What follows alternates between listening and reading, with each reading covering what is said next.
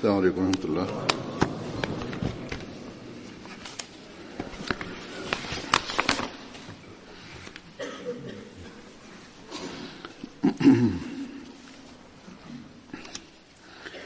أشهد أن لا إله إلا الله وحده لا شريك له وأشهد أن محمدا عبده ورسوله أما بعد فأعوذ بالله من الشيطان الرجيم بسم الله الرحمن الرحيم الحمد لله رب العالمين الرحمن الرحيم مالك يوم الدين إياك نعبد وإياك نستعين اهدنا الصراط المستقيم صراط الذين أنعمت عليهم غير المغضوب عليهم ولا الضالين.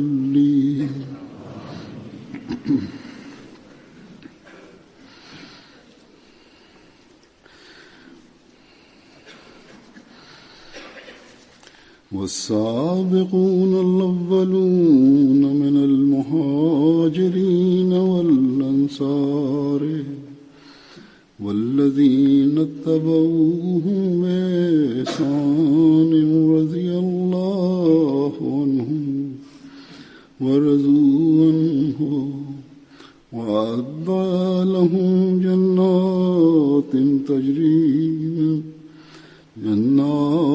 تجري تحتها الأنهار خالدين فيها أبدا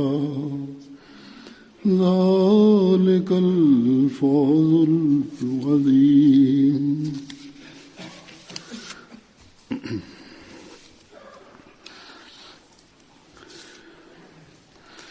और मुहाजिरीन और अंसार में से सब இடம்பெயர்ந்து சென்றவர்கள் மற்றும் உதவியாளர்கள் ஆகியோர்களுள் முதலாவதாக முந்திக் கொண்டவர்கள் மேலும் அவர்களை நன்முறையில் பின்தொடர்ந்தவர்கள் ஆகியோரிடத்து அல்லாஹ் மன நிறைவு அடைந்துள்ளான். அவர்களும் அவனிடம் திருப்தி அடைந்துள்ளனர். மேலும் அவன் அவர்களுக்காக கீழே ஆறுகள் ஓடிக்கொண்டிருக்கும் தோட்டங்களை ஏற்படுத்தியுள்ளான். அவர்கள் அதில் என்றென்றும் வாழ்ந்து வருவர். இது மாபெரும் வெற்றியாகும். இந்த வசனத்தில் ஹஜ்ரத் நபிகள் நாயகம் ஸல்லல்லாஹு அலைஹி வஸல்லம் அவர்களின் சஹாபாக்கள் பற்றி கூறப்பட்டுள்ளது. அவர்கள் முந்திச் செல்லக்கூடியவர்களாக இருந்தனர். ஆன்மீக அந்தஸ்தில் உயரத்தில் உள்ளவர்களாக இருக்கின்றனர். மேலும் ஈமானிய தரத்தில் மேலும் அல்லாஹ்வினுடைய போதனைகளுக்கு ஏற்ப அமல் செய்பவர்களில் மற்ற எல்லாரையும் பின்னுக்கு தள்ளக்கூடியவர்களாக உள்ளனர்.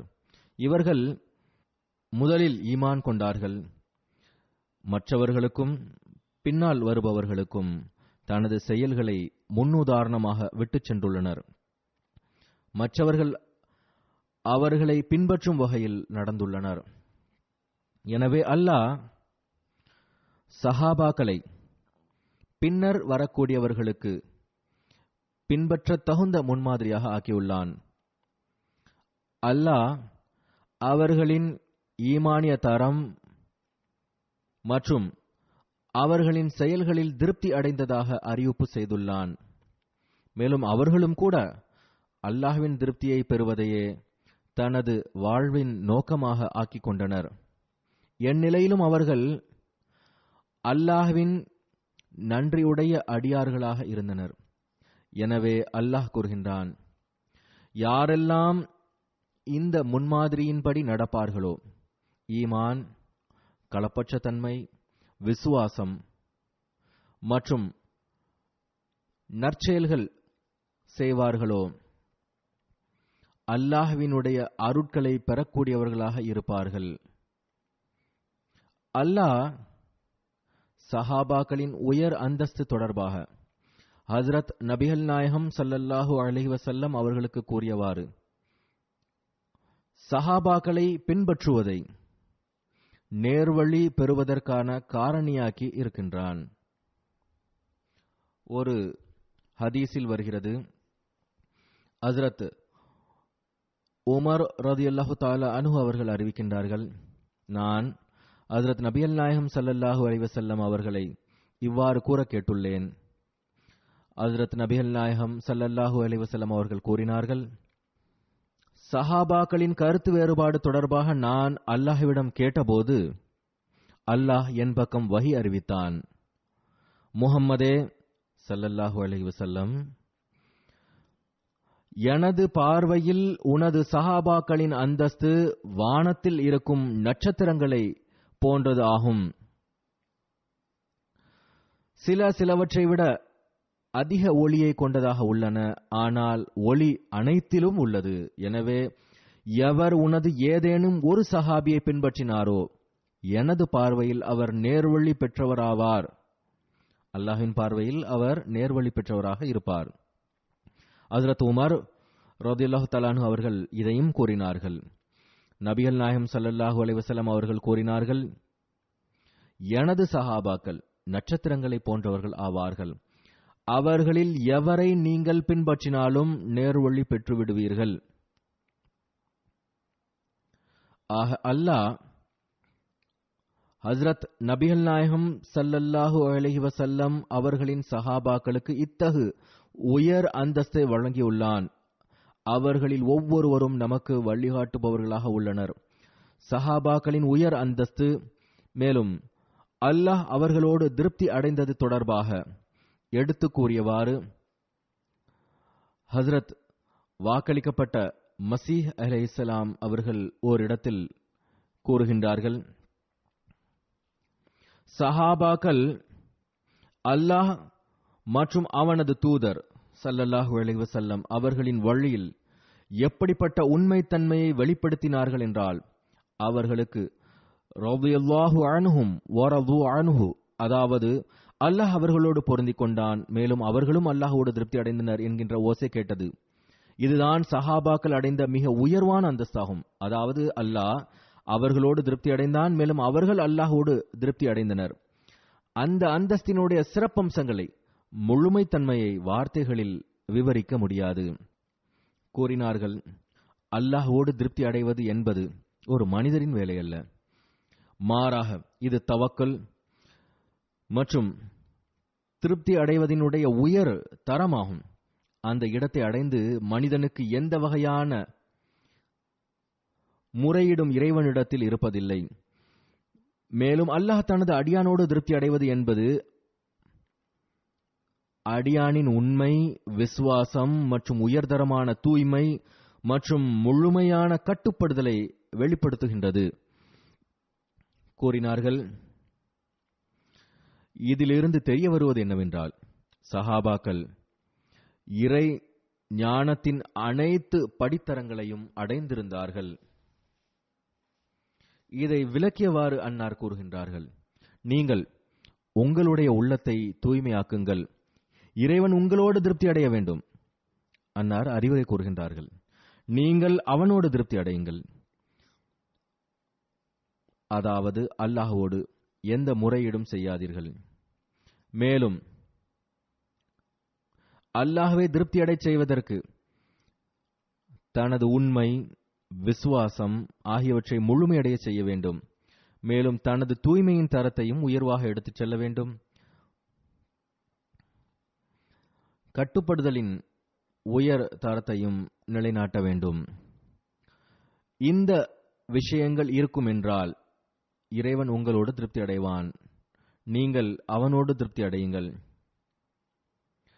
பிறகு அவன் உங்களது உடலிலும் உங்களது பேச்சிலும் அருள் செய்வான். அதாவது இந்த அந்தஸ்தை பெறும்போது அருளும் கிடைக்கும். எனவே நாம் இறை நெருக்கத்தை பெற விரும்பினால் சஹாபாக்கள் நமக்கு முன்மாதிரியாக இருக்கின்றார்கள்.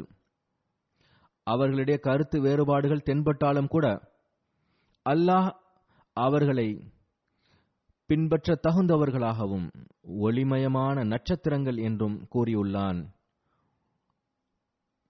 ஹஜ்ரத் நபிகள் நாயகம் ஸல்லல்லாஹு அலைஹி வஸல்லம் அவர்கள் தனது சஹாபாக்களின் உயர் அந்தஸ்து தொடர்பாக எடுத்து கூறியவாறு ஒரு சந்தர்ப்பத்தில் கூறினார்கள், எனது சஹாபாக்கள் தொடர்பாக இறை அச்சத்தோடு செயல்படுங்கள், அவர்களை குறை கூறாதீர்கள். எவர்கள் அவர்களை நேசிக்கின்றார்களோ உண்மையில் அவர்கள் என் மீதுள்ள நேசத்தின் காரணமாக அவர்களை நேசிப்பார்கள். மேலும் எவர்கள் அவர்களோடு காழ்ப்புணர்ச்சி கொள்வார்களோ அவர்கள் உண்மையில் என் மீதுள்ள காழ்ப்புணர்ச்சியின் காரணமாக அவர்கள் மீதும் காழ்ப்புணர்ச்சி கொள்வார்கள். எவர்கள் அவர்களுக்கு துக்கத்தை அளித்தார்களோ அவர்கள் எனக்கு துக்கத்தை வழங்கினர். எவர்கள் எனக்கு துக்கத்தை வழங்கினார்களோ அவர்கள் அல்லாஹ்விற்கு துக்கத்தை வழங்கினர். மேலும் எவர்கள் அல்லாஹ்விற்கு துக்கத்தை வழங்கினார்களோ மேலும் அவனை கோபமூட்டினார்களோ பிறகு அவர்கள் அல்லாஹ்வின் பிடியில் உள்ளார்கள் என்பது வெளிப்படையாகும். பிறகு இன்னொரு சந்தர்ப்பத்தில் கூறினார்கள், என்னுடைய சஹாபாக்களை குறை கூறாதீர்கள். பல்வேறு முஸ்லிம் பிரிவுகள் ஒருவர் மற்றவரின் மீது குற்றம் சாட்டுகின்றனர். குறிப்பாக ஷியாக்கள் சஹாபாக்கள் தொடர்பாக அதிகமாக பேசுகின்றனர். ஹஜ்ரத் நபிகள் நாயகம் ஸல்லல்லாஹு அலைஹி வஸல்லம் அவர்கள் கூறினார்கள், அவர்களின் அதாவது சஹாபாக்களின் எந்த ஒரு செயலையும் தவறாக கூறாதீர்கள். எனது உயிர் எந்த இறைவனின் கையில் இருக்கின்றதோ அவன் மீது ஆணையாக, நீங்கள் உஹது மலை அளவு தங்கத்தை சதக்காவாக வழங்கினாலும் கூட சஹாபாக்கள் செலவழித்த ஒரு முத் அளவுக்கு இணையாகவோ, அதாவது 933.5 கிராம் அல்லது அதற்கு பாதிக்கு இணையாகவோ ஆக முடியாது. ஆக இதுவே சஹாபாக்களின் தரமாகும். அவர்கள் மிகவும் உயர் அந்தஸ்தை உடையவர்களாக இருந்தனர். மேலும் நமக்கு முன்மாதிரிகள் ஆவர். இறை திருப்தியை பெற வேண்டுமென்றால் பிறகு அவர்கள் பின்னால் நாம் செல்ல வேண்டும். எந்த ஒரு சஹாபா தொடர்பாகவும் எந்த ஒரு தவறான விஷயத்தையும் பேசக்கூடாது. மேலும் நாமே உருவாக்கியுள்ள ஒரு அளவீட்டை வைத்து சஹாபாக்களை தரம் பார்ப்பது என்பது தவறான நடைமுறையாகும். சஹாபாக்களின் உயர் அந்தஸ்து தொடர்பாக நமக்கு எடுத்துரைத்தவாறு ஹஜ்ரத் வாக்களிக்கப்பட்ட மஸீஹ் அலைஹிஸ்ஸலாம் அவர்கள் ஒரு இடத்தில் கூறுகின்றார்கள், நீதியோடு பார்த்தால் நமது முழுமையான வழிகாட்டி ஸல்லல்லாஹு அலைஹி வஸல்லம் அவர்களின் சஹாபாக்கள் தனது இறைவன் மற்றும் அவனது தூதருக்காக என்னென்ன தியாகங்களை எல்லாம் செய்துள்ளார்கள். நாட்டை துறந்தனர், அநீதிகளை சகித்துக் கொண்டனர், பல்வேறு வகையான துன்பங்களை சகித்துக் கொண்டனர், உயிர் தியாகங்கள் செய்தனர். ஆனால் உண்மையோடும் விசுவாசத்தோடும் முன்னேறிக்கொண்டே சென்றார்கள். அவர்களை இந்த அளவுக்கு தியாகம் செய்ய வைத்தது எந்த விஷயம்? அது உண்மையான இறைவன் மீதுள்ள அன்பின் ஆர்வமாகும். அதன் ஒளி அவர்களது உள்ளங்களில் விழுந்தது. எனவே எந்த நபியோடு ஒப்பிட்டாலும் ஹஜ்ரத் நபிகள் நாயகம் ஸல்லல்லாஹு அலைஹி வஸல்லம் அவர்களது போதனை மற்றும் ஆன்மாவை தூய்மைப்படுத்துதல், தன்னை ஏற்றுக்கொண்டவர்கள், உலகை வெறுத்தது, வீரத்தோடு உண்மைக்காக ரத்தம் சிந்தியது போன்ற முன்னுதாரணங்கள் வேறெங்கும் காண கிடைப்பதில்லை. ஹஜ்ரத் வாக்களிக்கப்பட்ட மஸீஹ் அலைஹிஸ்ஸலாம் அவர்கள் கூறுகின்றார்கள், இதுவே நபிகள் நாயகம் ஸல்லல்லாஹு அலைஹி வஸல்லம் அவர்களின் சஹாபாக்களின் உயர் அந்தஸ்தாக இருந்தது. சஹாபாக்களிடையே இருந்த அன்பு பற்றி அல்லாஹ் திருக்குரானில் இரு வரிகளில் கூறியுள்ளான், وَأَلَّفَ بَيْنَ قُلُوبِهِمْ لَوْ أَنْفَقْتَ مَا فِي الْأَرْضِ جَمِيعًا مَا أَلَّفْتَ بَيْنَ قُلُوبِهِمْ. அதாவது, தங்க மலையை வழங்கினாலும் அவர்களின் உள்ளத்தை இவ்வாறு இணைத்திருக்க முடியாது. ஹஜ்ரத் வாக்களிக்கப்பட்ட மஸீஹ் அலைஹிஸ்ஸலாம் அவர்கள் கூறுகின்றார்கள், இப்போது வாக்களிக்கப்பட்ட மஸீஹின் ஒரு ஜமாத் உள்ளது. அது தன்னகத்தில் சஹாபாக்களின் நிறத்தை மேற்கொள்ள வேண்டும். சஹாபாக்களின் ஜமாத் தூய்மையானதாக இருந்தது. திருக்குரான் அவர்களின் புகழால் நிரம்பி காணப்படுகின்றது. ஹஜ்ரத் வாக்களிக்கப்பட்ட மஸீஹ் அலைஹிஸ்ஸலாம் அவர்கள் கூறுகின்றார்கள், நீங்கள் அவ்வாறு இருக்கின்றீர்களா? மஸீஹோடு இருப்பவர்களும் சஹாபாக்களை ஒத்தவர்களாக இருப்பார்கள் என்று அல்லாஹ் கூறும்போது, சஹாபாக்கள் எப்படிப்பட்டவர்களாக இருந்தார்கள் என்றால், அவர்கள் தங்களது செல்வத்தையும் நாடு அனைத்தையும் விட்டுவிட்டார்கள். மாபெரும் உண்மையாளரான ஹஜ்ரத் அபூபக்கர் சித்திக் ரலியல்லாஹு தஆலா அன்ஹு அவர்கள் பற்றி பெரும்பாலும் கேட்டிருப்பீர்கள். ஒரு முறை இறை வழியில் செலவு செய்ய கட்டளை வந்தபோது வீட்டின் அனைத்து பொருட்களையும் கொண்டு வந்தார்கள். வீட்டில் எதை விட்டு வந்துள்ளீர்கள் என்று பெருமானார் ஸல்லல்லாஹு அலைஹி வஸல்லம் அவர்கள் கேட்டபோது, இறைவன் மற்றும் அவனது தூதரை வீட்டில் விட்டு வந்துள்ளேன் என்று பதிலளித்தார்கள். ஹஜ்ரத் வாக்களிக்கப்பட்ட மஸீஹ் அலைஹிஸ்ஸலாம் அவர்கள் கூறுகின்றார்கள், அவர்கள் அதாவது ஹஜ்ரத் அபூபக்கர் ரலியல்லாஹு தஆலா அன்ஹு அவர்கள் மக்கத்து தலைவராக இருந்தும் கம்பிலியை போர்த்தக்கூடியவர்களாக இருந்தார்கள். அதாவது மக்காவின் தலைவராக இருந்தவர்கள் முஸ்லிமான பிறகு கம்பிலியையே போர்த்தக்கூடியவர்கள் ஆனார்கள். ஏழையின் ஆடையை அணிந்தார்கள். அவர்கள் இறை வழியில் உயிர் தியாகம் செய்தார்கள். வாளின் கீழ் சொர்க்கம் என்பது அவர்களுக்கு எழுதப்பட்டிருந்தது. ஆனால் நமக்கு அந்த அளவு கஷ்டம் இல்லை. ஏனென்றால் யவஉல் ஹர்ப் அதாவது போரை நீக்குவார் என்பது நமக்காக வந்துள்ளது. அதாவது மஹதியின் காலத்தில் போர் நடைபெறாது. பிறகு சஹாபாக்களின் வாழ்க்கை நடைமுறையை எடுத்து கூறியவாறு ஹஜ்ரத் வாக்களிக்கப்பட்ட மஸீஹ் அலைஹிஸ்ஸலாம் அவர்கள் கூறுகின்றார்கள், நபிகள் நாயகம் ஸல்லல்லாஹு அலைஹி வஸல்லம் அவர்கள் சஹாபாக்கள் உண்பதையும் பருகுவதையும் விரும்பக்கூடியவர்களாக இருந்தார்களா? அவ்வாறு இருந்தால் நிராகரிப்பாளர்களை வெற்றி கொண்டனர். எளிமையை விரும்பக்கூடியவர்களாக இருந்த அவர்கள் நிராகரிப்பாளர்களை வெற்றி பெற்றனர்? இல்லை. முந்தைய வேதங்களிலும் அவர்கள் தொடர்பாக கூறப்பட்டுள்ளது, அவர்கள் இரவில் நிற்கக்கூடியவர்களாகவும் பகலில் நோன்பு இருக்கக்கூடியவர்களாகவும் இருப்பர். அவர்களின் இரவுகள் இறை வணக்கத்திலும் அந்த கவலையிலும் கழிந்தன. அவர்களின் வாழ்க்கை எவ்வாறு கழிந்தது? திருக்குரானின் கீழ்வரும் வசனம் அவர்களின் வாழ்வை படம் பிடித்து காட்டுகின்றது. ஒமிர் ரிபாத்தில் ஹைலி துர்ஹிபூன பிஹி அதுவல்லாஹி வ அதுவக்கும். பிறகு யா அய்யுஹல்லஸீன ஆமனுஸ்பிரு வஸாபிரு வராபிது. அதாவது உமது எதிரி எல்லின் நகையாடுவதிலிருந்து அஞ்சுவதற்காக எல்லைகளில் குதிரைகளை கட்டி வையுங்கள். நம்பிக்கையாளர்களே, பொறுமையை கையாளுங்கள், பொறுமையுடன் செயல்படுங்கள், எல்லைகளை கண்காணித்துக் கொள்ளுங்கள். ஹஜ்ரத் வாக்களிக்கப்பட்ட மஸீஹ் அலைஹிஸ்ஸலாம் அவர்கள் கூறுகின்றார்கள், ரிபாத் என்றால் என்ன? எதிரிகளின் எல்லைகளில் கட்டப்படக்கூடிய குதிரைகள் ரிபாத் என்று அழைக்கப்படுகின்றன. அல்லாஹ் சஹாபாக்களை எதிரிகளுக்கு எதிராக எப்போதும் தயாராக இருக்குமாறு கட்டளையிடுகின்றான். இந்த ரிபாத் என்ற சொல்லின் மூலமாக முழுமையான மற்றும் உண்மையான ஆயத்த நிலையில் இருக்குமாறு நம்பிக்கையாளர்களுக்கு கவனமூட்டுகின்றான். அவர்களுக்கு இரு பணிகள் இருந்தன. ஒன்று வெளிப்படையான எதிரிகளை சமாளிப்பது, இரண்டாவது ஆன்மீக ரீதியில் போரிடுவது. ஆன்மீக ரீதியான போருக்கும் ரிபாத் என்ற கட்டளை உள்ளது. அதாவது எப்போதும் உண்மையான ஆயத்த நிலை செய்து கொண்டிருக்க வேண்டும் என்ற கட்டளை உள்ளது. ஹஜ்ரத் வாக்களிக்கப்பட்ட மஸீஹ் அலைஹிஸ்ஸலாம் அவர்கள் கூறுகின்றார்கள், அகராதியில் ரிபாத் என்ற சொல்லுக்கு ஆன்மா மற்றும் மனித உள்ளம் என்ற பொருளும் கொடுக்கப்படுகின்றது. பயிற்சி அளிக்கப்பட்ட மற்றும் கற்றுக் கொடுக்கப்பட்டவற்றையே குதிரைகள் செய்கின்றன என்பது ஒரு நுட்பமான விஷயமாகும். அன்னார் கூறுகின்றார்கள், இன்றைய நாட்களில் குதிரைகளின் பயிற்சி அவ்வாறே கருத்தில் கொள்ளப்படுகின்றது. பள்ளிக்கூடத்தில் குழந்தைகளுக்கு எவ்வாறு குறிப்பான கவனத்தோடு கற்றுக் கொடுக்கின்றார்களோ அவ்வாறு குதிரைகளுக்கும் கற்றுக் கொடுக்கப்படுகின்றது, பயிற்சி அளிக்கப்படுகின்றது. அவற்றிற்கு பயிற்சி வழங்கவில்லை எனில் முற்றிலும் வீணாகிவிடும், பயனளிப்பதற்கு பகரமாக ஆபத்தானதாக ஆகிவிடும். அதே போன்று ஆன்மாவிற்கும் பயிற்சி வழங்க வேண்டும். அதையும் கட்டுக்கோப்பில் வைப்பது அவசியமாகும். அதற்கும் கல்வி புகட்டுவது அவசியமாகும். எனவே ஒரு நம்பிக்கையாளர்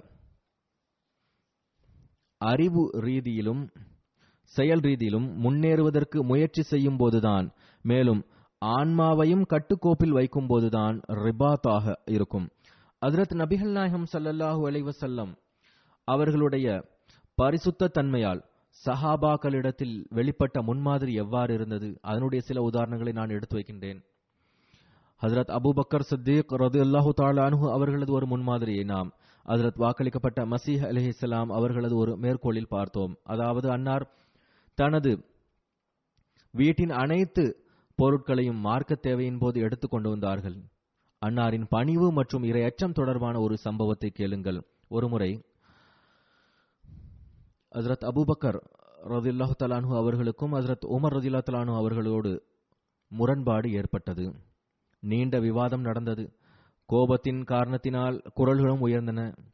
அதற்கு பிறகு, அதாவது பேச்சு முடிந்த பிறகு, ஹஜ்ரத் அபூபக்கர் ரலியல்லாஹு தஆலா அன்ஹு அவர்கள் ஹஜ்ரத் உமர் ரலியல்லாஹு தஆலா அன்ஹு அவர்களிடத்தில் சென்று மன்னிப்பு கேட்டார்கள். ஆனால் ஹஜ்ரத் உமர் ரலியல்லாஹு தஆலா அன்ஹு அவர்கள் மன்னிக்க மறுத்துவிட்டார்கள்.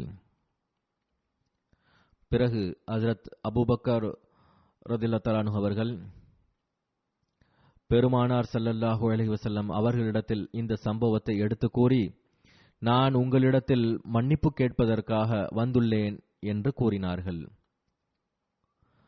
அல்லாஹ் மன்னிப்பானாக என்று நபிகள் நாயகம் ஸல்லல்லாஹு அலைஹி வஸல்லம் அவர்கள் கூறினார்கள்.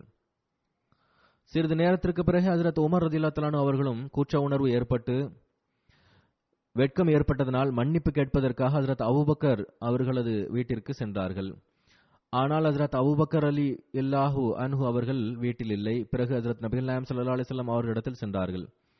ஹஜ்ரத் நபிகள் நாயகம் ஸல்லல்லாஹு அலைஹி வஸல்லம் அவர்களது முகம் உமர் ரலியல்லாஹு தஆலா அன்ஹு அவர்கள் மீதிருந்த கோபத்தால் சிகப்பாக இருப்பதைக் கண்ட ஹஜ்ரத் அபூபக்கர் ரலியல்லாஹு தஆலா அன்ஹு அவர்கள் முழங்கால்களில் அமர்ந்து, நான் தான் தவறு செய்தேன், நீங்கள் உமர் அவர்களை மன்னித்து விடுங்கள் என்று கூறினார்கள்.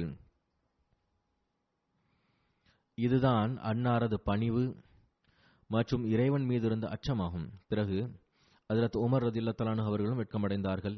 அவர்களும் கூட மன்னிப்பு கேட்பதற்காகத்தான் வந்திருந்தார்கள். இருவரிடமும் வெட்கம் ஏற்பட்டிருந்தது. இதுதான் நபிகள் நாயகம் ஸல்லல்லாஹு அலைஹி வஸல்லம் அவர்கள் நிலைநாட்டிய தூய சூழலாகும். மேலும் அதில் இருக்கக்கூடியவர்கள் அல்லாஹ்வின் திருப்திக்கு ஆளானார்கள். ஹஜ்ரத் உமர் ரலியல்லாஹு தஆலா அன்ஹு அவர்களின் பணிவு பற்றிய ஒரு சம்பவம் இவ்வாறு வருகிறது. ஒரு மனிதர் ஹஜ்ரத் உமர் அவர்களிடம், நீங்கள் ஹஜ்ரத் அபூபக்கரை விட சிறந்தவர் ஆவீர்கள் என்று கூறினார். அதற்கு ஹஜ்ரத் உமர் அழ ஆரம்பித்தார்கள். கூறினார்கள், இறைவன் மீது ஆணையாக, ஹஜ்ரத் அபூபக்கர் அவர்களது ஒரு இரவு மற்றும் ஒரு பகல் உமர் மற்றும் அவரின் சந்ததிகளின் முழு வாழ்நாளையும் விட சிறந்ததாகும். அந்த இரவு மற்றும் பகலை பற்றி நான் உமக்கு கூறட்டுமா என்றார்கள்.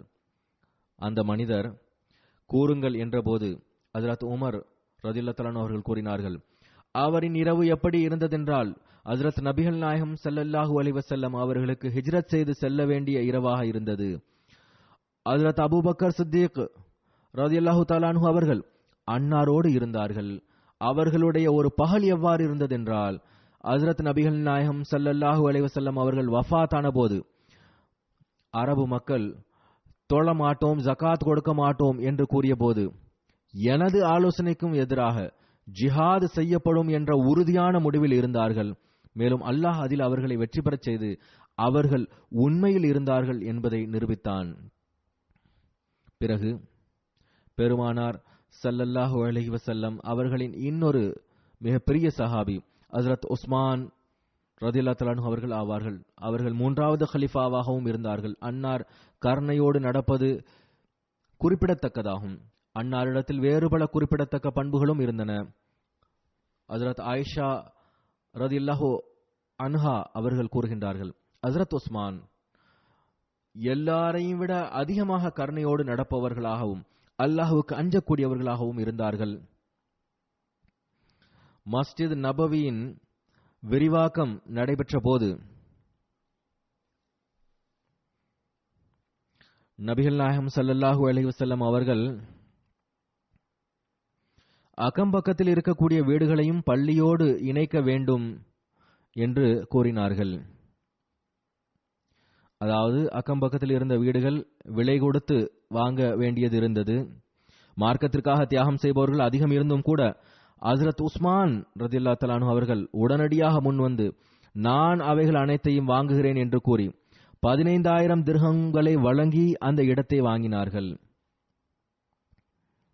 முஸ்லிம்களுக்கு தண்ணீர் பிரச்சனை வந்தபோது, அதாவது ஒரு யூதரின் கிணற்றில் தண்ணீர் எடுப்பதில் சிரமம் ஏற்பட்ட போது ஹஜ்ரத் உஸ்மான் அவர்கள் அந்த யூதர் சொன்ன விலைக்கு அந்த கிணற்றை வாங்கி முஸ்லிம்களுக்கு தண்ணீருக்கான ஏற்பாட்டை செய்தார்கள். இது அன்னாருடைய மனித குலத்தின் மீது இருந்த அனுதாபமாகும். பிறகு ஹஜ்ரத் அலி ரலியல்லாஹு தஆலா அன்ஹு அவர்கள் தொடர்பாக பார்த்தால், அமீர் முஆவியா ஒருவரிடம் ஹஜ்ரத் அலி ரலியல்லாஹு தஆலா அன்ஹு அவர்களின் நற்பண்புகளை பற்றி கூறுமாறு கேட்டபோது, நீங்கள் கேட்பீர்கள் என்றால் நான் கூற தயார் என்று கூறினார். அதற்கு அமீர் முஆவியா, சரி கூறும் என்றார். அந்த மனிதர் கூறினார், கண்டிப்பாக கேட்டுத்தான் ஆக வேண்டுமென்றால் கேட்டுக்கொள்ளுங்கள். அவர், அதாவது ஹஜ்ரத் அலி அவர்கள் தைரியமுடையவராகவும் வலுவான ஆற்றலுடையவராகவும் இருந்தார்கள். சரியான விஷயத்தை கூறுவார்கள், நீதியோடு தீர்ப்பு வழங்குவார்கள். அவர்களிடமிருந்த அறிவின் நீரூட்டு பீரிட்டலும் அவர்களின் எல்லா புறமிருந்தும் நுட்பமான ஞானம் வழிந்தோடும். உலகம் மற்றும் உலக பொலிவை வெறுத்தார்கள். இரவு மற்றும் அதன் தனிமையை நேசித்தார்கள். அதாவது இரவு நேரத்து இறை வணக்கம் அவர்களுக்கு மிகவும் விருப்பத்திற்குரியதாக இருந்தது. மேலும் கூறினார், அவர், அதாவது அலி அவர்கள் அதிகமாக அழக்கூடியவராக இருந்தார்கள். நீண்ட நேரம் சிந்திக்கக்கூடியவர்களாக இருந்தார்கள். அவர்கள் எங்களை போன்றவராக இருந்தார். அதாவது எளிமையான வாழ்க்கையை வாழ்ந்தார்கள். கூறுகின்றார், இறைவன் மீது ஆணையாக எங்களுக்கு அவர்களோடு அதிகமான நெருக்கமான தொடர்பு இருந்தும் அவரின் கம்பீரத்தின் காரணமாக நாங்கள் பேசுவதற்கும் அஞ்சுவோம். அதாவது அதிகமாக பேச முடியாது. அவர் மார்க்கமுடையவர்களுக்கு கண்ணியம் வழங்குவார். மேலும் எளியவர்களுக்கு தன்னிடத்தில் இடம் அளிப்பார்கள். ஆற்றலுடையவர்கள் அவர்களுடைய பொய்யான கொள்கையினால் அவர்கள் பேராசையோடு பலன் பெற விரும்பினால் அதற்கு ஒருபோதும் இடமளிக்க மாட்டார்கள், அங்கேயே பிடித்து விடுவார்கள். மேலும் பலகீனமானவர்கள் அன்னாரின் நீதியிலிருந்து ஒருபோதும் அவநம்பிக்கை அடைவதில்லை. இதுவே ஹஜ்ரத் அலி அவர்களின் சிறப்பம்சங்களாகும். அமீர் முஆவியாவும் கூட இதை கேட்டுவிட்டு, ஆம், நீர் சரியாக கூறுகின்றீர் என்று அழத் தொடங்கினார். ஹஜ்ரத் நபிகள் நாயகம் ஸல்லல்லாஹு அலைஹி வஸல்லம் அவர்களின் இன்னொரு சஹாபி ஹஜ்ரத் அப்துர் ரஹ்மான் பின் அவுஃப் ரலியல்லாஹு தஆலா அன்ஹு அவர்கள் ஆவார்கள். பொருள் தியாகம் செய்வதில் அவர்களுக்கென்று ஒரு தனி அந்தஸ்து உண்டு. பண வசதி படைத்த சஹாபியாக இருந்தார்கள். வியாபாரியாக இருந்தார்கள். அதிக செல்வம் இருந்தது. ஒரு முறை ஒரு மனிதர் காபத்துல்லாவை சுற்றி வந்து கொண்டிருந்த போது ஒரு குரலை கேட்டார். அந்த நபர், அல்லாஹ்வே, என்னை எனது ஆன்மாவின் கருமித்தனத்திலிருந்து பாதுகாப்பாயாக என்று துவா செய்து கொண்டிருந்தார். இந்த துவா செய்யக்கூடியவர் யார் என்று பார்த்தபோது அது ஹஜ்ரத் அப்துர் ரஹ்மான் பின் அவுஃப் ஆக இருந்தார்கள். ஒருமுறை அன்னாரின், அதாவது அப்துர் ரஹ்மான் பின் அவுஃப் ரலியல்லாஹு தஆலா அன்ஹு அவர்களின் வாணிப குழு மதீனா வந்தபோது அதில் 700 ஒட்டகங்களில் கோதுமையும் மாவும் வேறு பொருட்களும் ஏற்றப்பட்டிருந்தன. மதீனாவில் இவ்வளவு பெரிய வாணிப குழுவை பற்றி பரபரப்பாக பேசப்பட்டுக் கொண்டிருந்தது. இந்த செய்தி ஹஜ்ரத் ஆயிஷா ரலியல்லாஹு தஆலா அன்ஹா அவர்கள் வரையும் சென்றடைந்தது. ஹஜ்ரத் ஆயிஷா அவர்கள் கூறினார்கள், ஹஜ்ரத் அப்துர் ரஹ்மான் சொர்க்கவாசி ஆவார்கள் என்று பெருமானார் ஸல்லல்லாஹு அலைஹி வஸல்லம் அவர்கள் கூற கேட்டுள்ளேன். இது பற்றி ஹஜ்ரத் அப்துர் ரஹ்மான் அவர்களுக்கு தெரிய வந்தபோது ஹஜ்ரத் ஆயிஷா ரலியல்லாஹு தஆலா அன்ஹா அவர்களிடத்தில் வந்து, உங்களை சாட்சியாக வைத்து பொருட்களை சுமந்து கொண்டிருக்கும் இந்த 700 ஒட்டகங்களோடு சேர்த்து இறை வழியில் இவற்றை நான் தியாகம் செய்கிறேன் என்றார்கள். ஹஜ்ரத் அப்துர் ரஹ்மான் அவர்களின் அந்தஸ்தை இவ்விஷயத்திலிருந்து தெரிந்து கொள்ளலாம். அதாவது ஒருமுறை ஹஜ்ரத் ஹாலிதோடு ஹஜ்ரத் அப்துர் ரஹ்மான் அவர்களுக்கு முரண்பாடு ஏற்பட்டது. அப்போது பெருமானார் ஸல்லல்லாஹு அலைஹி வஸல்லம் அவர்கள் கூறினார்கள், ஹாலிதே, என்னுடைய சஹாபாக்களை ஒன்றும் கூறாதீர்கள். உங்களில் எவரேனும் உஹது மலை அளவு தங்கத்தை செலவு செய்தாலும் அப்துர் ரஹ்மான் பின் அவுஃப் அவர்களினுடைய ஜிஹாது செய்து கழித்த அந்த காளையையோ அல்லது மாலையையோ கூட அடைய முடியாது. சஅத் பின் வகாஸ் என்ற ஒரு சஹாபி இருந்தார்கள். அவர்கள் இஸ்லாத்தை ஏற்றுக்கொண்ட பிறகு அவர்களிடத்தில் இருந்த ஈமான் பற்றிய சம்பவம் இவ்வாறு வருகின்றது. அவரே கூறுகின்றார்கள், நான் இஸ்லாத்தை ஏற்றுக்கொண்ட போது என்ன ஒரு புதிய மார்க்கத்தை ஏற்றுக்கொண்டு விட்டாயே என எனது தாய் கூறினார். என் நிலையிலும் நீ இந்த மார்க்கத்தை விட்டுவிட வேண்டும் என்று கூறி, நீர் விடவில்லை என்றால் நான் உண்ணவும் குடிக்கவும் மாட்டேன், அதாவது மரணிக்கும் வரை உண்ணாவிரதம் இருக்கப் போவதாக கூறினார்கள். நான் மரணித்தால் இவர் தாயையே கொன்றுவிட்டார் என்று மக்கள் உன்னை சபிப்பார்கள் என்றார். கூறுகிறார்கள், அப்போது நான் எனது தாயிடம் கூறினேன், தாயே, அவ்வாறு ஒருபோதும் செய்யாதே.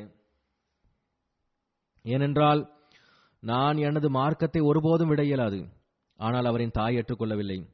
3 இரவுகளும் பகல்களும் ஒன்றும் சாப்பிடாமலேயே கடந்துவிட்டது. அப்போது நான் தாயிடம் சென்று கூறினேன், இறைவன் மீது ஆணையாக, உங்களுக்கு 1000 உயிர்கள் இருந்தாலும் அவைகள் ஒவ்வொன்றாக பிரிந்து சென்றாலும் அப்போதும் கூட நான் எனது மார்க்கத்தை விட மாட்டேன். அந்த தாய் மகனின் இந்த உறுதிப்பாட்டை கண்டதும் உணவு உண்ண ஆரம்பித்து விட்டாள். பெற்றோர்களின் பேச்சை கேளுங்கள் என்று அல்லாஹ் கூறுகின்றான், அவர்களுக்கு சேவை செய்யுங்கள் என்கின்றான். ஆனால் மார்க்கம் என்று வரும்போது, அல்லாஹ் என்று வரும்போது, அங்கு எந்நிலையிலும் நீங்கள் அல்லாஹ்வின் பேச்சை கேட்க வேண்டும். அன்னாருக்கு நபிகள் நாயகம் ஸல்லல்லாஹு அலைஹி வஸல்லம் அவர்களுக்கு தொண்டாற்றுவதற்கான மற்றும் பாதுகாப்பு வழங்குவதற்கான நல்வாய்ப்பும் கிடைத்தது. ஹஜ்ரத் ஆயிஷா ரலியல்லாஹு தஆலா அன்ஹா அவர்கள் கூறுகின்றார்கள், ஹஜ்ரத் நபிகள் நாயகம் ஸல்லல்லாஹு அலைஹி வஸல்லம் அவர்கள் மதீனா வந்தபோது அந்நாட்களில் நிலைமை மோசமாக இருந்தது. அதன் காரணமாக அன்னார் இரவு வேளைகளில் நிம்மதியாக தூங்க முடியாத நிலை இருந்தது. இவ்வாறு பல இரவுகள் கழிந்தன. ஒரு நாள் இரவு பெருமானார் ஸல்லல்லாஹு அலைஹி வஸல்லம் அவர்கள், ஏதேனும் ஓர் இறை அடியார் பாதுகாப்பு கொடுத்தால் எவ்வளவு நன்றாக இருக்கும் என்று கூறினார்கள். அதாவது இந்த ஆபத்தான சூழ்நிலையில் நிம்மதியாக ஓய்வெடுக்கலாமே என்ற அடிப்படையில் கூறினார்கள். சிறிதளவு ஓய்வெடுத்து வந்தார்கள். ஹஜ்ரத் ஆயிஷா அவர்கள் கூறுகின்றார்கள், பெருமானார் ஸல்லல்லாஹு அலைஹி வஸல்லம் அவர்கள் கூறிக்கொண்டிருந்த போது திடீரென ஆயுதங்களின் ஓசை கேட்டது. நபிகள் நாயகம் ஸல்லல்லாஹு அலைஹி வஸல்லம் அவர்கள் யார் என்று வினவிய போது, நான் சஅத் என்று பதிலளித்தார். எவ்வாறு வந்தீர்கள் என அன்னார் வினவிய போது, உங்களுடைய பாதுகாப்பு பற்றிய அச்சம் எனக்கு ஏற்பட்டது, எனவே பாதுகாப்பு கொடுப்பதற்காக வந்துள்ளேன் என்று சஅத் பதிலளித்தார்கள். இவ்வாறு பெருமானார் ஸல்லல்லாஹு அலைஹி வஸல்லம் அவர்கள் அன்றைய இரவு நிம்மதியாக உறங்கினார்கள். மேலும் அவர்களுக்கு துஆ வழங்கினார்கள். இன்னொரு சஹாபி ஹஜ்ரத் ஜுபைர் பின் அல் அவாம் ஆவார்கள். அவர்களிடத்தில் இரையச்சம் அதிகமாக இருந்தது. அதாவது அல்லாஹ்வின் பிடியில் வந்துவிடும் அளவுக்கு ஏதேனும் தவறான விஷயங்கள் எனது வாயிலிருந்து வந்துவிடக் கூடாது என்ற அச்சம் அவர்களிடத்தில் மிகுதியாக இருந்தது. ஒருமுறை அன்னாரின் மகன் அவர்களிடம், மற்ற சஹாபாக்களை போன்று நீங்கள் அதிகமாக ஹதீஸ்களை கூறுவதில்லையே என்று கேட்டபோது, நான் இஸ்லாத்தை ஏற்றுக்கொண்டதிலிருந்து ஹஜ்ரத் நபிகள் நாயகம் ஸல்லல்லாஹு அலைஹி வஸல்லம் அவர்களை விட்டு பிரிந்ததில்லை, எப்போதும் அன்னாரோடே இருந்திருக்கின்றேன். ஆனால் அன்னாரின் ஒரு எச்சரிக்கைக்கு நான் மிகவும் அஞ்சுகிறேன். அதாவது என்னிடத்தில் ஏராளமான ஆதாரங்கள் இருக்கின்றன, அறிவிப்புகள் இருக்கின்றன. ஆனால் நபிகள் நாயகம் ஸல்லல்லாஹு அலைஹி வஸல்லம் அவர்களின் இந்த எச்சரிக்கை, அதாவது எவர் ஒருவர் நான் கூறியதாக ஏதேனும் ஒரு தவறான விஷயத்தை கூறினால் அவர் நரகத்தில் தனது வீட்டை அமைத்துக் கொள்கிறார் என்ற எச்சரிக்கைக்கு நான் அஞ்சுகிறேன். அதாவது ஏதாவது ஒரு விஷயத்தை நான் புரியாமல் தவறாக கூறி விடுவேனா என்ற காரணத்தினால், அச்சத்தால் ஒன்றும் கூறுவதில்லை என்றார்கள். அன்னாரிடத்தில் வீரமும் ஆண்மையும் அதிகமாக இருந்தது.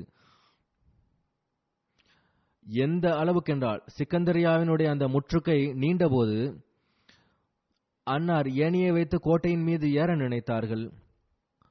உடன் இருந்தவர்கள் கோட்டையில் மோசமான கொள்ளை நோய் பரவிக் கொண்டிருக்கிறது என்று கூறியபோது அன்னார் அதை பொருட்படுத்தவில்லை.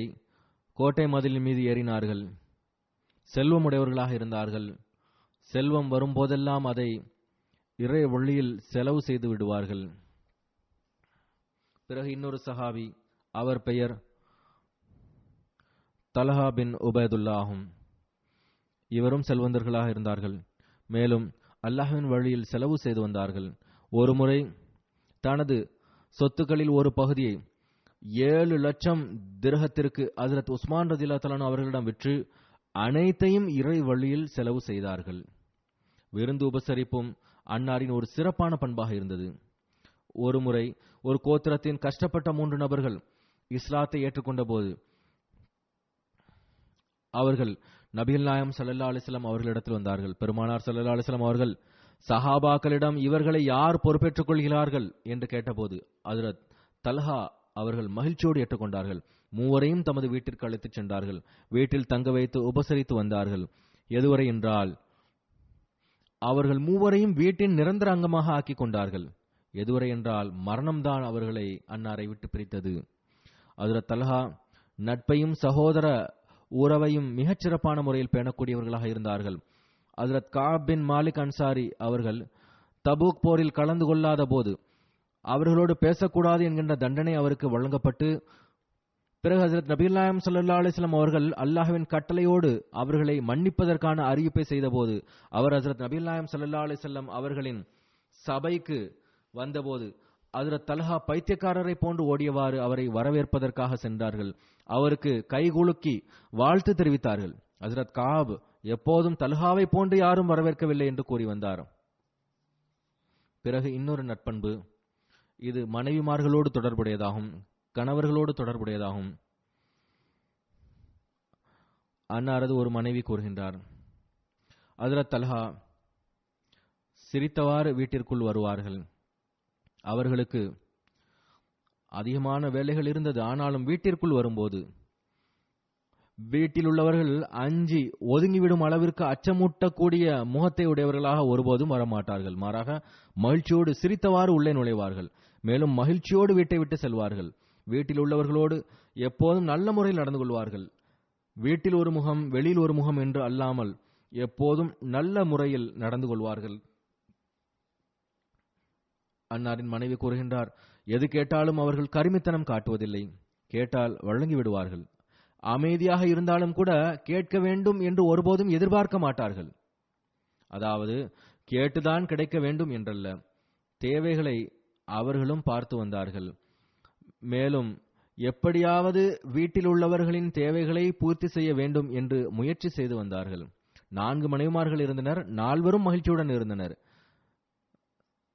மனைவி கூறுகின்றார், நன்மை செய்தால் நன்றி செலுத்தக்கூடியவர்களாக இருப்பார்கள், தவறு செய்தால் மன்னித்து விடுவார்கள். இந்த வழிமுறைதான் வீட்டின் நிம்மதிக்கு காரணமாக இருக்கின்றது. இவைகளே கணவன் மனைவி உறவுகளை வலுப்படுத்துகின்றது. எனவே இதுவும் கூட நமக்கு முன்மாதிரியாகும். இன்னொரு சஹாபி அப்துல்லா பின் மஸ்ஊத் அவர்கள் ஹிலாஃபத்திற்கு கட்டுப்பட்ட சம்பவம் தொடர்பானதாகும். அன்னாரை ஹஜ்ரத் உமர் ரலியல்லாஹு அன்ஹு அவர்கள் கூஃபா மக்களின் கல்விக்காகவும் தர்பியத்திற்காகவும் நியமித்தார்கள். மேலும் ஹஜ்ரத் உமர் ரலியல்லாஹு அன்ஹு அவர்கள் மதீனாவில் இவரின் தேவை அதிகம் உள்ளது, இருப்பினும் கூட உங்களுக்காக தியாகம் செய்தவாறு உங்களுடைய தர்பியத்திற்காக நான் இவரை அனுப்புகின்றேன் என்று கூஃபா மக்களுக்கு எழுதினார்கள். இதுதான் அவர்களினுடைய உயர் தரமாகும். ஹஜ்ரத் உஸ்மான் ரலியல்லாஹு அன்ஹு அவர்களும் கூட அன்னாருக்கு இதே அந்தஸ்தை வழங்கி வந்தார்கள். இன்னும் சொல்வதென்றால் கூஃபாவின் அமீராகவே ஆக்கினார்கள். அத்தோடு காசியாகவும் ஆக்கினார்கள். பைத்துல் மால் அமைப்பும் இவர்களிடத்தில் இருந்தது. பிறகு சில பிரச்சனைகள் காரணமாக கூஃபாவாசிகளின் சில விஷமத்தால் குழப்பங்கள் ஏற்பட்டன. அதன் காரணமாக ஹஜ்ரத் உமர் ரலியல்லாஹு அன்ஹு அவர்கள் இவர்களை அமீர் பதவியிலிருந்து விலக்கி மதீனாவிற்கு திரும்ப அழைத்தார்கள். அப்போது நீங்கள் திரும்பிச் செல்லாதீர்கள், இங்கேயே இருங்கள், உங்களுக்கு எந்த இழப்பும் வராமல் பாதுகாப்பது எங்கள் பொறுப்பாகும் என்று கூஃபா மக்கள் அன்னாரிடம் கூறியபோது, காலத்தின் ஹலீஃபாவிற்கு கட்டுப்படுவது என் மீது கடமையாகும்.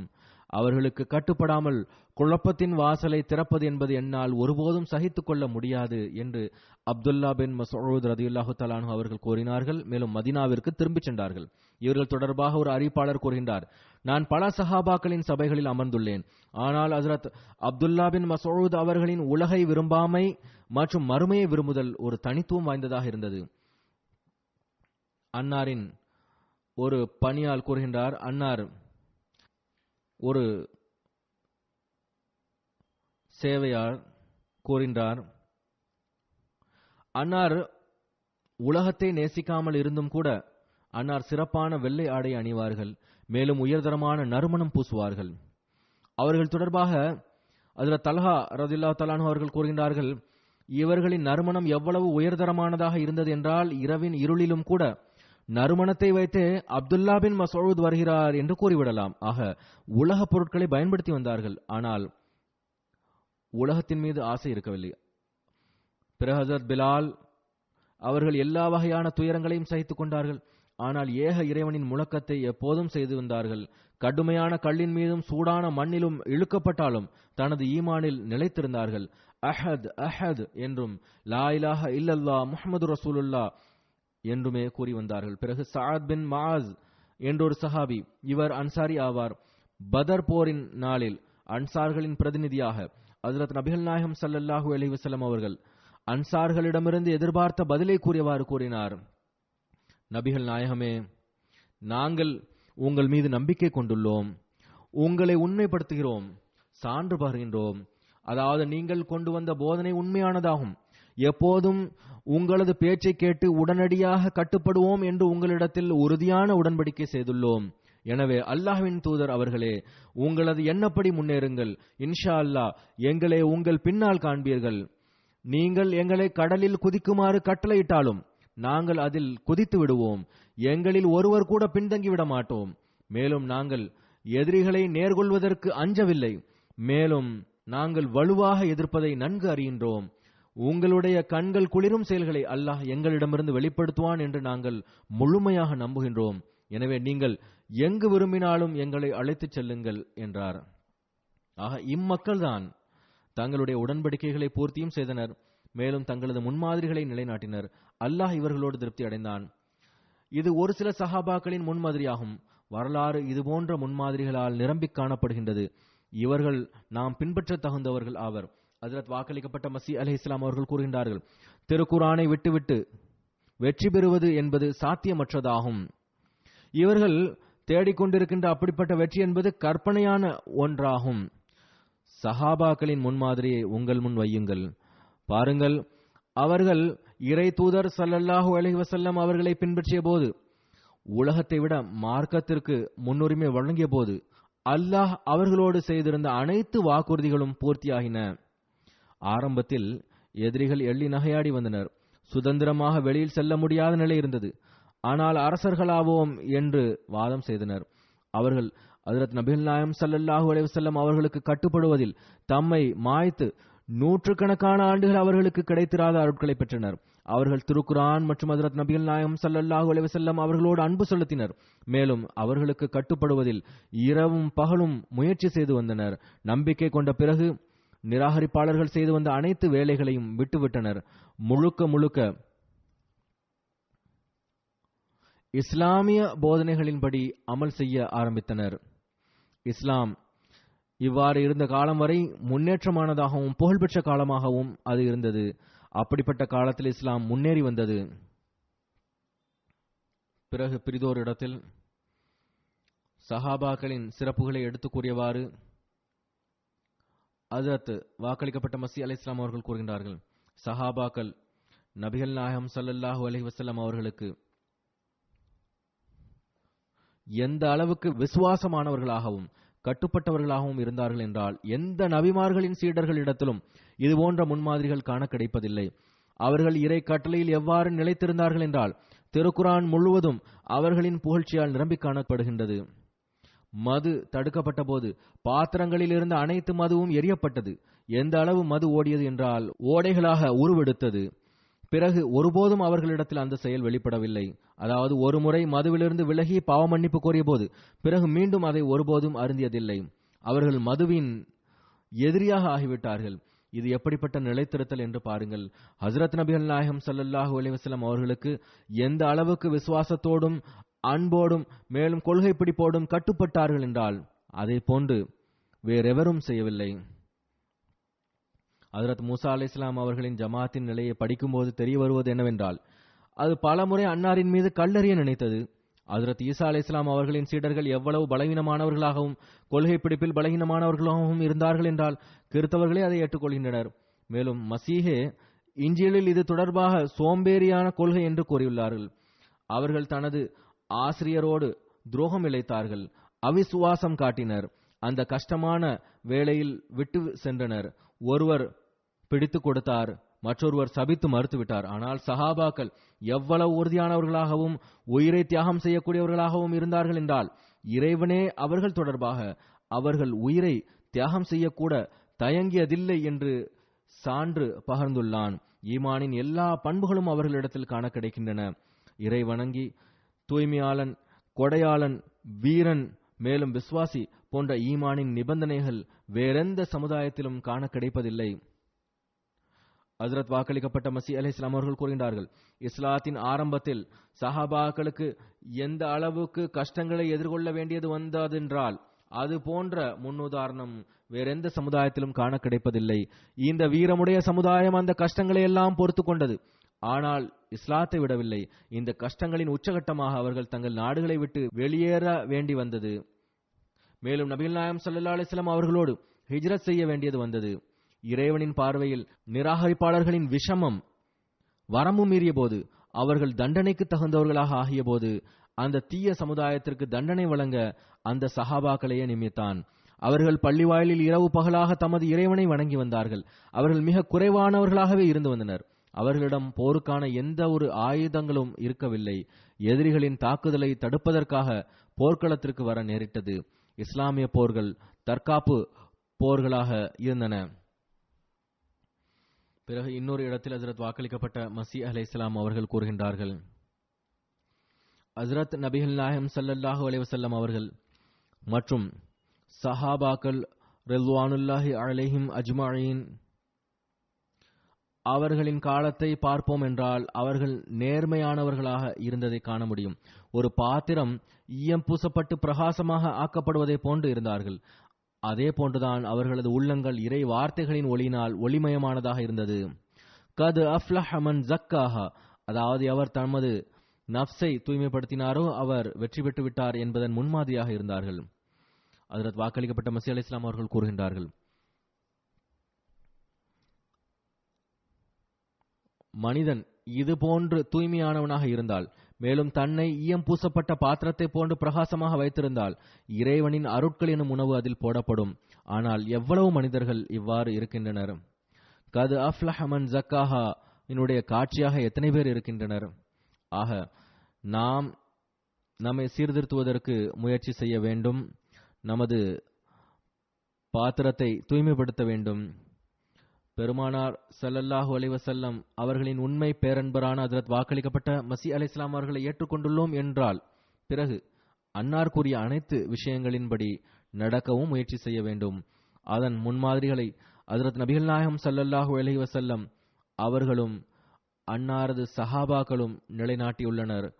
அந்த முன்மாதிரிகளை பின்பற்றும் போதுதான் நாம் உண்மையாக முஸ்லிமாக ஆக முடியும்.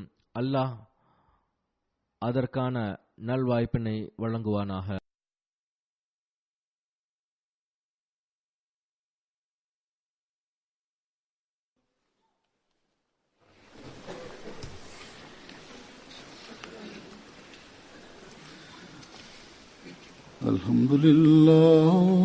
அல்ஹம்துலில்லாஹ் நஹ்மதுஹு வ நஸ்தஈனுஹு வ நஸ்தக்ஃபிருஹு وَنُؤْمِنُ بِهِ وَنَتَوَكَّلُ عَلَيْهِ وَنَعُوذُ بِاللَّهِ مِنْ شُرُورِ أَنفُسِنَا وَمِنْ سَيِّئَاتِ أَعْمَالِنَا مَنْ يَهْدِهِ اللَّهُ فَلَا مُضِلَّ لَهُ وَمَنْ يُضْلِلْهُ فَلَا هَادِيَ لَهُ ونشهد أن لا إله إلا الله ونشهد أن محمدا عبده ورسوله عباد الله رحمكم الله إن الله يأمر بالعدل والإحسان وإيتاء ذي القربى وينهى عن الفحشاء والمنكر والبغي يعظكم لعلكم تذكرون اذكروا الله يذكركم وادعوه يستجب لكم ولذكر الله أكبر.